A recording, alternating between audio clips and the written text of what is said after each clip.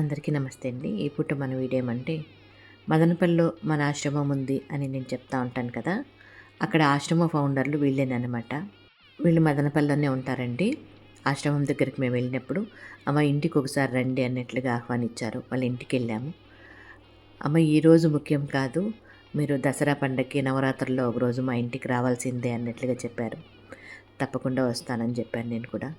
వాళ్ళు కూడా నా అడుగులు అడిగేస్తున్నారు సర్వీస్ చేసే దాంట్లో. కాబట్టి అన్ని రకాల కూడా విజయం సాధించాలని, ముందుకెళ్ళాలని, సుఖ సంతోషాలతో ఉండాలని దీవిచ్చాను. ఇక్కడ మా అమ్మాయి రేఖకి చీర పెట్టారు.